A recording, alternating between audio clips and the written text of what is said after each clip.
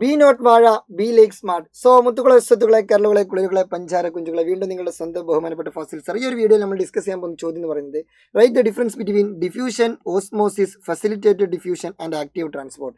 ഈ 4 സാധനം എന്താണെന്നുള്ളതാണ് നമ്മൾ മെൻഷൻ ചെയ്യാൻ പോകുന്നത്. സിമ്പിൾ ചോദ്യം, സിമ്പിൾ ആൻസർ. ഇതാ പിടിച്ചോ. ആദ്യം ഡിഫ്യൂഷൻ എന്താണെന്നുള്ളത് പറയാം. ഡിഫ്യൂഷൻ എന്താണെന്ന് ചോദിച്ചാൽ ഇത്രയേ ഉള്ളൂ. Movement of molecules from higher concentration to lower concentration. Higher കോൺസെൻട്രേഷനിൽ നിന്ന് കൂടിയ ഭാഗത്ത് നിന്നും കുറഞ്ഞ ഭാഗത്തേക്ക് പോവുക. ഗാഢത കൂടിയ ഭാഗത്ത് നിന്നും ഗാഢത കുറഞ്ഞ ഭാഗത്തേക്ക് തന്മാത്രകൾ സഞ്ചരിക്കുന്നതിനെ പറയുന്ന പേരാണെന്ത്? Diffusion. From higher concentration to lower concentration. അതാണെന്ത്? ഡിഫ്യൂഷൻ. സിമ്പിൾ. കൂടിയ സ്ഥലത്ത് നിന്ന് കുറഞ്ഞ സ്ഥലത്തേക്ക് പോകുന്നതാണെന്ത്? ഡിഫ്യൂഷൻ. അങ്ങനെയെങ്കിൽ ഫെസിലിറ്റേറ്റഡ് ഡിഫ്യൂഷൻ എന്താണെന്നുള്ളതാണ് അടുത്ത് നമ്മൾ പഠിക്കുന്നത്. ഫെസിലിറ്റേറ്റഡ് ഡിഫ്യൂഷനും ഇതേപോലെ തന്നെ പേരിൽ എന്തുണ്ട്? ഡിഫ്യൂഷൻ ഉണ്ട്.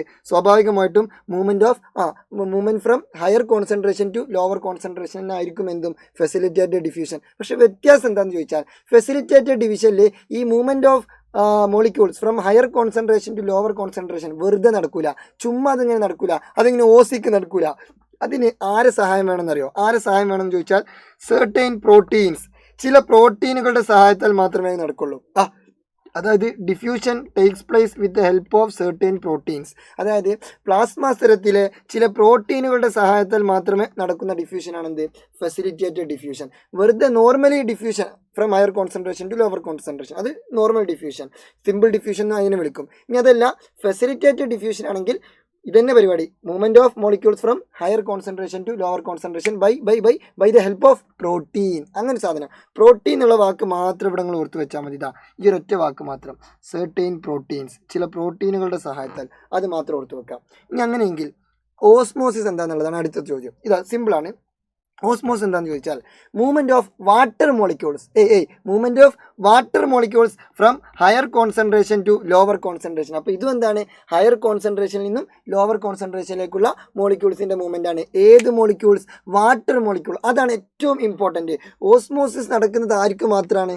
വാട്ടറിന് മാത്രമാണ്. അത് മാത്രമല്ല, ഇവിടെയുള്ള രണ്ടാമത്തെ പ്രത്യേകത movement of water molecules from higher concentration to lower concentration through a semi permeable membrane. അതായത് ജലതന്മാത്രകൾ അവയുടെ ഗാഢത കൂടിയ ഭാഗത്ത് നിന്നും കുറഞ്ഞ ഭാഗത്തേക്ക് ഒരു അർദ്ധധാര സ്ഥലത്തിലൂടെ സഞ്ചരിക്കുന്ന പ്രക്രിയയാണെന്ത്? ഓസ്മോസിസ്. സിമ്പിൾ. ഇവിടെതാ ഞാൻ ചിത്രം കാണിച്ചുതരാം. ഇവിടെതാ ഇപ്പം ഈ ഒരു ഭാഗത്ത് വാട്ടർ മോളിക്യൂൾസിൻ്റെ കണ്ടന്റ് എന്താണ്? കൂടുതലാണ്. അപ്പോൾ അവിടെ വാട്ടർ മോളിക്യൂൾസിൻ്റെ കോൺസെൻട്രേഷൻ കൂടുതലാണ്. അതേസമയം ഇവിടെ എന്താണ്? വാട്ടർ മോളിക്യൂൾസിൻ്റെ കോൺസെൻട്രേഷൻ കുറവാണ്. സ്വാഭാവികമായിട്ടും വാട്ടർ മോളിക്യൂൾസ് ഇവിടുന്ന് ഇങ്ങോട്ട് വരും. അത് തന്നെയാണ് എന്ത്? ഓസ്മോസിസ്. പക്ഷേ എയിലൂടെ വരുന്നത് through a semi permeable membrane. ഇവിടെ കണ്ടോ? ഈ ഒരു വര ഡോട്ട് ചുവന്ന ഡോട്ട്, ഇതാണെന്ത്? Selectively permeable membrane. ഇത്തരത്തിലുള്ള ഒരു സെമി പെർമിയബിൾ മെംബ്രെയിനെ ക്രോസ് ചെയ്തിട്ട് വാട്ടർ മോളിക്യൂൾസ് കോൺസെൻട്രേഷൻ കൂടിയ സ്ഥലത്ത് നിന്നും കോൺസെൻട്രേഷൻ കുറഞ്ഞ സ്ഥലത്തേക്ക് മൂവ് ചെയ്യുന്ന പരിപാടിയാണെന്ത്? ഓസ്മോസിസ്. സിമ്പിൾ അല്ലേ? ഓക്കെ, അപ്പോൾ അതും കഴിഞ്ഞു. ഇനി അടുത്തത് ആക്റ്റീവ് ട്രാൻസ്പോർട്ട്. എന്താണ് ആക്റ്റീവ് ട്രാൻസ്പോർട്ട്? ആക്റ്റീവ് ട്രാൻസ്പോർട്ട് എന്താണെന്ന് ചോദിച്ചാൽ ഇതാ ഇത്രയേ ഉള്ളൂ. സിമ്പിൾ. അതായത് ഇപ്പോൾ ഇത്രയും നേരം നമ്മൾ പറഞ്ഞത് movement of molecules from higher concentration to lower concentration ആയിരുന്നു. ഡിഫ്യൂഷൻ അതായിരുന്നു. പിന്നെ അത് കഴിഞ്ഞിട്ട് നമ്മൾ ഫെസിലിറ്റേറ്റഡ് ഡിഫ്യൂഷൻ പറഞ്ഞു. ഫെസിലിറ്റേറ്റഡ് ഡിഫ്യൂഷൻ എന്ന് പറഞ്ഞാൽ ഏതെങ്കിലും പ്രോട്ടീൻ്റെ സഹായത്താൽ ഹയർ കോൺസെൻട്രേഷനിൽ നിന്നും ലോവർ കോൺസെൻട്രേഷനിലേക്ക് പോകുന്നു. ഇവിടെ നോക്കടാ, ഇവിടെ ഞാൻ വേറെ ഉദാഹരണം കാണിച്ചിട്ടുണ്ട്. ഇവിടെ കുറേ മോളിക്യൂൾസ് ഉണ്ട്. ഇവിടെ കണ്ടോ കുറച്ച് മോളിക്യൂൾസ് ഉള്ളൂ. അപ്പോൾ ഇവിടുന്ന് ഇങ്ങോട്ട് മൂവ് ചെയ്യുന്നു. ഇതാണ് ഡിഫ്യൂഷൻ. ഇനി നോക്കടാ, ഇവിടെ ഇതേപോലെ തന്നെ കുറേ മോളിക്യൂൾസ് ഉണ്ട്. ഇവിടെ കുറച്ച് മോളിക്യൂൾസ് ഉള്ളൂ. അപ്പോൾ ഇവിടുന്ന് ഇങ്ങോട്ട് മൂവ് ചെയ്യുന്നു വിത്ത് the help of A protein. ഈ മഞ്ഞ കളറിലുള്ള ഈ സാധനം കണ്ടോ? ഇതാണ് പ്രോട്ടീൻ. എന്താണ്? പ്രോട്ടീൻ. ആ പ്രോട്ടീൻ്റെ സഹായത്തോടെ ഉള്ളത് ഫെസിലിറ്റേറ്റഡ് ഡിഫ്യൂഷനും മറ്റേത് സിമ്പിൾ ഡിഫ്യൂഷൻ അല്ലെങ്കിൽ നോർമൽ ഡിഫ്യൂഷൻ.